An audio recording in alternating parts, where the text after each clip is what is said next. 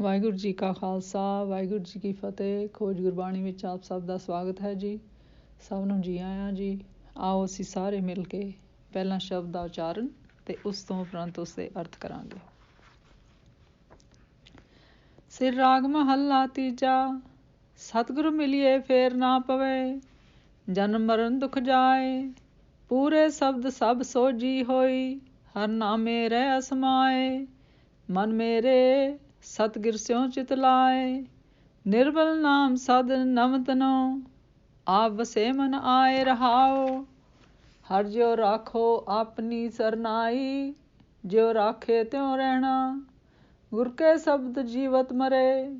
ਗੁਰਮੁਖ ਭਵ ਜਲ ਤਰਨਾ, ਵਡੇ ਭਾਗ ਨਾ ਪਾਈਏ।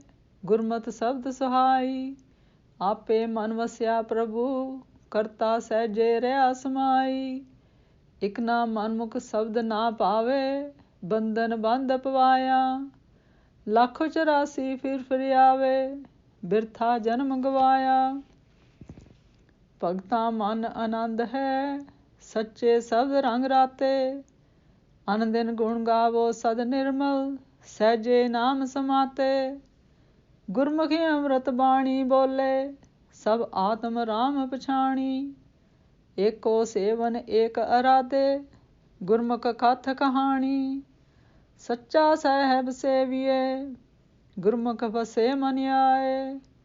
ਸਦਾ ਰੰਗ ਰਾਤੇ ਸੱਚ ਸਿਉ, ਆਪਣੀ ਕਿਰਪਾ ਕਰੇ ਮਿਲਾਏ।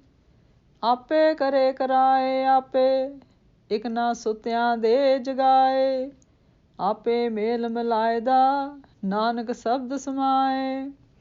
ਆਪੇ ਕਰੇ ਕਰਾਏ ਆਪੇ, ਇਕ ਨਾ ਸੁਤਿਆਂ ਦੇ ਜਗਾਏ।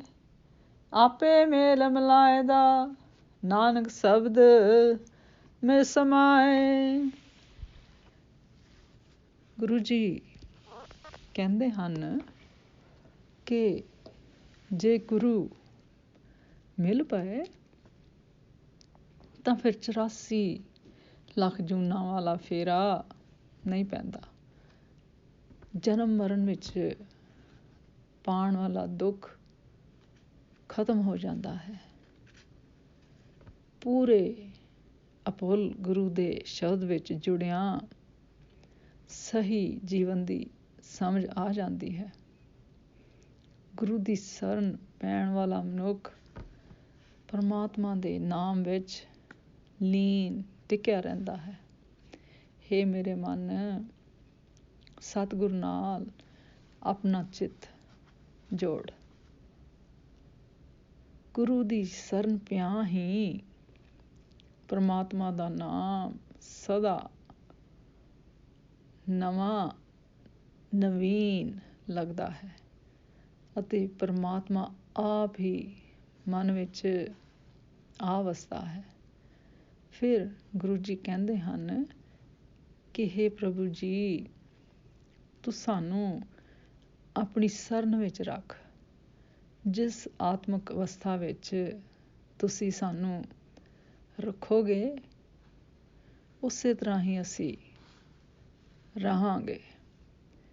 ਗੁਰੂ ਦੇ ਸ਼ਬਦ ਵਿੱਚ ਜੁੜ ਕੇ ਮਨੁੱਖ ਦੁਨੀਆਂ ਵਿੱਚ ਵਿਚਰਦਿਆਂ ਹੋਇਆਂ ਵੀ ਵਿਕਾਰਾਂ ਵੱਲੋਂ ਹਟਿਆ ਰਹਿੰਦਾ ਹੈ। ਗੁਰੂ ਦੀ ਸ਼ਰਨ ਪੈ ਕੇ ਸੰਸਾਰ ਸਮੁੰਦਰ ਤੋਂ ਪਾਰ ਤਰ ਜਾਈਦਾ ਹੈ। ਫਿਰ ਗੁਰੂ ਜੀ ਕਹਿੰਦੇ ਹਨ ਕਿ ਹੇ ਭਾਈ, ਪਰਮਾਤਮਾ ਦਾ ਨਾਮ ਵੱਡੀ ਕਿਸਮਤ ਨਾਲ ਮਿਲਦਾ ਹੈ। ਗੁਰੂ ਦੀ ਮੱਤ ਤੇ ਤੁਰਿਆਂ, ਗੁਰੂ ਦੇ ਸ਼ਬਦ ਵਿੱਚ ਜੁੜਿਆਂ ਇਹ ਜ਼ਿੰਦਗੀ ਸੋਹਣੀ ਬਣ ਜਾਂਦੀ ਹੈ ਅਤੇ ਕਰਤਾਰ ਪ੍ਰਭੂ ਆਪ ਹੀ ਮਨ ਵਿੱਚ ਆ ਵਸਦਾ ਹੈ। ਗੁਰੂ ਦੇ ਸ਼ਬਦ ਦੀ ਰਾਹੀਂ ਮਨੁੱਖ ਸਦਾ ਆਤਮਕ ਅਡੋਲਤਾ ਵਿੱਚ ਟਿਕਿਆ ਰਹਿੰਦਾ ਹੈ। ਪਰ ਕਈ ਐਸੇ ਹਨ ਜੋ ਆਪਣੇ ਹੀ ਮਨ ਦੇ ਪਿੱਛੇ ਤੁਰਦੇ ਹਨ। ਉਹਨਾਂ ਨੂੰ ਗੁਰੂ ਦਾ ਸ਼ਬਦ ਪਿਆਰਾ ਨਹੀਂ ਲੱਗਦਾ। ਆਪਣੇ ਮਨ ਦੇ ਪਿੱਛੇ ਤੁਰਨ ਵਾਲਾ ਮਨੁੱਖ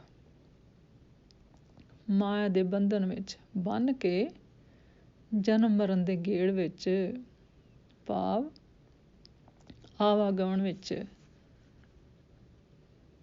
ਟਿਕਦਾ ਆਉਂਦਾ ਜਾਂਦਾ ਰਹਿੰਦਾ ਹੈ।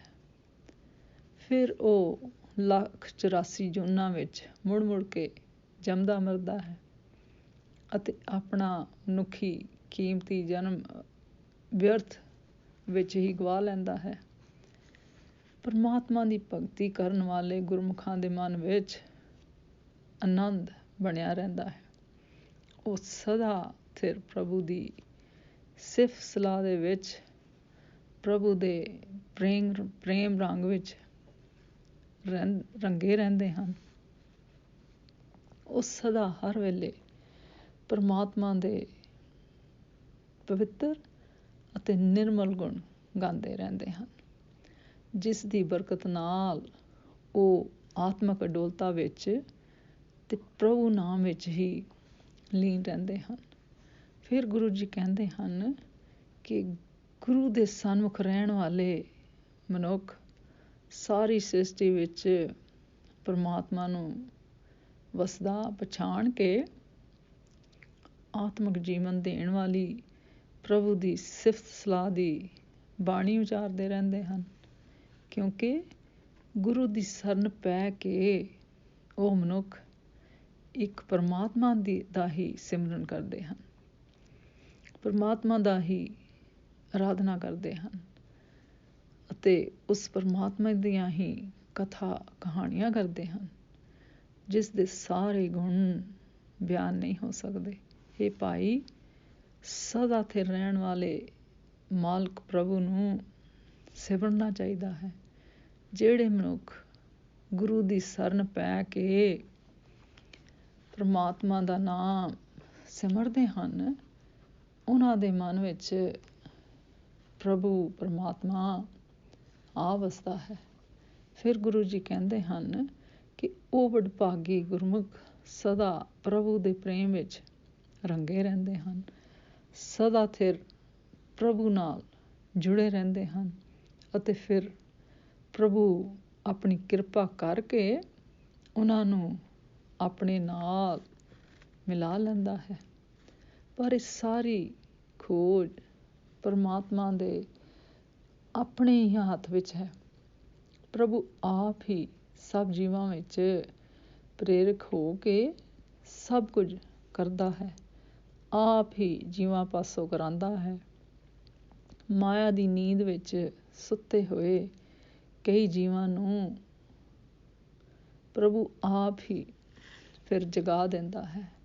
ਹੇ ਨਾਨਕ, ਗੁਰੂ ਦੇ ਸ਼ਬਦ ਵਿੱਚ ਜੋੜ ਕੇ ਪ੍ਰਭੂ ਆਪ ਹੀ ਉਹਨਾਂ ਨੂੰ ਆਪਣੇ ਚਰਨਾਂ ਵਿੱਚ ਮਿਲਾ ਲੈਂਦਾ ਹੈ। ਸਤਿਗੁਰ ਦੇ ਮਿਲ ਪੈਣ ਨਾਲ ਸਾਰੇ ਸੰਸਾਰਿਕ ਪ੍ਰਪੰਚ ਅਤੇ ਵਿਵਸਥਾ ਤੋਂ ਮਨੁੱਖ ਸਦਾ ਮੁਕਤ ਰਹਿੰਦਾ ਹੈ। ਉਸ ਨੂੰ ਗੁਰੂ ਦੇ ਸ਼ਬਦ ਦੀ ਸੋਝੀ ਹੁੰਦੀ ਹੈ ਅਤੇ ਨਿਰਮਲ ਨਾਮ ਵਿੱਚ ਮਗਨ ਰਹਿੰਦਾ ਹੈ। ਇਹ ਸੋਝੀ ਬੜੇ ਵੱਡਿਆਂ ਭਾਗਾਂ ਕਰਕੇ ਹੀ ਮਿਲਦੀ ਹੈ, ਪਰ ਮਨਮੁਖਾਂ ਨੂੰ ਇਹ ਸਭ ਕੁਝ ਚੰਗਾ ਨਹੀਂ ਲੱਗਦਾ। ਗੁਰਮੁਖਾਂ ਦੇ ਮਨ ਵਿੱਚ ਆਤਮ ਆਨੰਦ ਦੀ ਸਥਿਤੀ ਪੈਦਾ ਹੋ ਜਾਂਦੀ ਹੈ, ਉਹਨਾਂ ਉੱਤੇ ਈਸ਼ਵਰੀ ਕਿਰਪਾ ਹੋ ਜਾਂਦੀ ਹੈ। ਅੱਜ ਦਾ ਵਿਚਾਰ ਕਰਦਿਆਂ ਮੇਰੇ ਕੋਲੋਂ ਅਨੇਕਾਂ ਭੁੱਲਾਂ ਹੋਈਆਂ ਹੋਣਗੀਆਂ, ਉਸ ਵਾਸਤੇ ਮੈਂ ਖਿਮਾ ਦੀ ਜਾਚਕ ਹਾਂ ਜੀ। ਵਾਹਿਗੁਰੂ ਜੀ ਕਾ ਖਾਲਸਾ, ਵਾਹਿਗੁਰੂ ਜੀ ਕੀ ਫਤਿਹ।